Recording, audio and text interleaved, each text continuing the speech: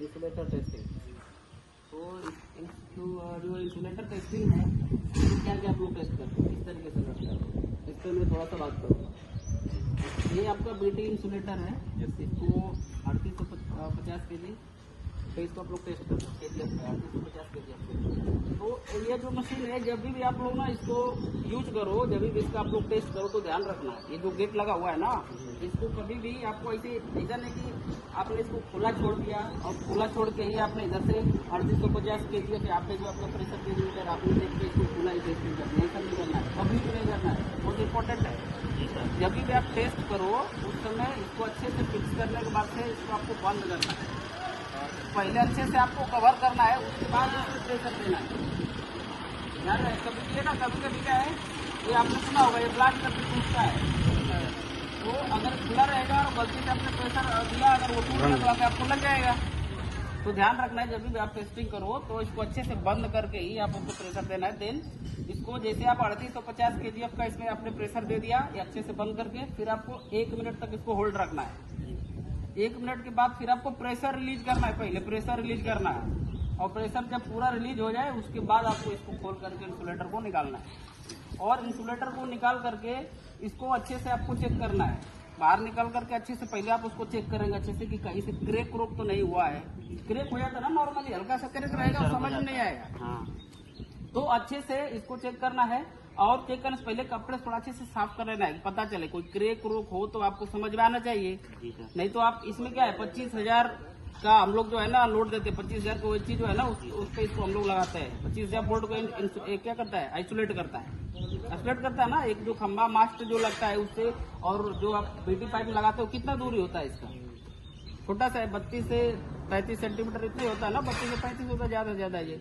तो अगर ये जो 32-35 सेंटीमीटर के बाद आपका क्या है 25,000 वोल्ट सप्लाई है, बहुत ज्यादा है ना। तो अगर ये काम नहीं किया, किसी कारण बस टूट गया और गलती से अगर वो सप्लाई मास्ट में आई तो दिक्कत हो जाएगा ना, किसी को शॉक भी लग सकता है, ब्रेक डाउन हो जाएगा। ब्रेक डाउन होगा तो रेलवे ट्रैक पे गाड़ी चलती है, उसी टाइम हो सकता है कोई गाड़ी आती है और डिस्टर्बेंस क्रिएट होगा, बहुत सारे लोग होते हैं, फिर अगर ब्रेक डाउन भी हुआ तो ब्रेक डाउन को फिर सही करने के लिए टाइम लगेगा, तो लोगों को लेट होगा, ये सब दिक्कत होगा। तो ये बहुत इंपॉर्टेंट है, देखने के लिए छोटा सा ये बीटी इंसुलेटर है, लेकिन ये बहुत जो है बड़े काम की चीज है, तो इसको अच्छे से आप लोग चेक करेंगे।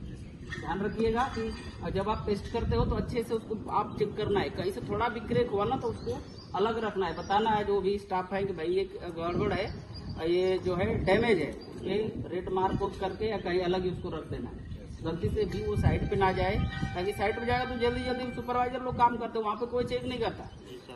उसके माइंड में ये रहता है कि हमारे जो वर्कर है, मेरे जो वर्कर स्टोर में है, जो स्टोर इंचार्ज है उसने चेक करा के ही भेजा है, वो खाली ले जाके लगा देगा, डैमेज भी होगा तो वो लगा देगा, उतना ध्यान नहीं देगा, क्योंकि इसमें डैमेज भी पार्ट नॉर्मली छोटा सा क्रैक टाइप होता है।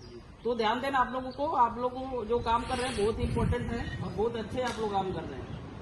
इस साइड पे इंसुलेटर टेस्टिंग में अभी तक कोई प्रॉब्लम नहीं है, इसमें आप लोगों का बहुत बड़ा योगदान है, क्योंकि आप लोग अच्छे से कर रहे हैं।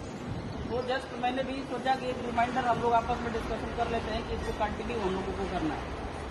तो ये आप लोग ध्यान रखिएगा, अच्छे से इसको टेस्टिंग करिए बीटी इंसुलेटर को। कुछ भी अगर आप लोगों को समझ में आता है कि नहीं कुछ दिक्कत है, तो किसी में क्रैक है, इमीडिएट सुपरवाइजर को बताना है और उसको यूज नहीं करना है। बाकी इस मशीन का सारा डिटेल, कैलिब्रेशन सर्टिफिकेट वो सारा हम लोगों के पास है, वो सब वैलिड है।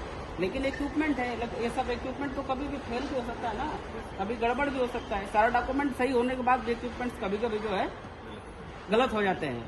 तो आदमी जो है वो कंटिन्यू अगर चीजों को ध्यान देगा, अच्छे से देखेगा, आप अच्छे से उसको टेस्ट करोगे, उसके बाद चेक करोगे कि सही है, जैसे हम ले गए तो वैसे ही है, कैसे डैमेज नहीं है, कोई क्रैक नहीं है, तो सही है। ऐसा नहीं है कि मशीन पे हमने भरोसा किया, हम भी उसमें लगा दिए, उतना प्रेशर दिए और बस उसको निकाल के ऐसे उठा के उधर रख दिए, ऐसा हम लोगों को नहीं करना, रखिएगा। तो बाकी का इतना ही था मुझे आज बोलना। तो ये जो आप टेस्ट कर रहे हो उसको अच्छे से करिएगा। एक बात और मुझे बताना है कि जो आप लोग टेस्टिंग कर रहे हो ना, इसको हम लोग क्या बोलते हैं, टेंसाइल लोड टेस्टिंग। एक दिन और हम लोग बात डिस्कशन किए थे ना कि नॉर्मली टेंसाइल मतलब क्या होता है, खींच के टेस्ट करना। जब किसी चीज को आप खींच के बाहर की तरफ खींचते हो तो उसको बोलते हैं टेंसाइल, और दबा करके अगर उसको अंदर की तरफ चेक करते हो तो उसको बोलते हैं कंप्रेसिव।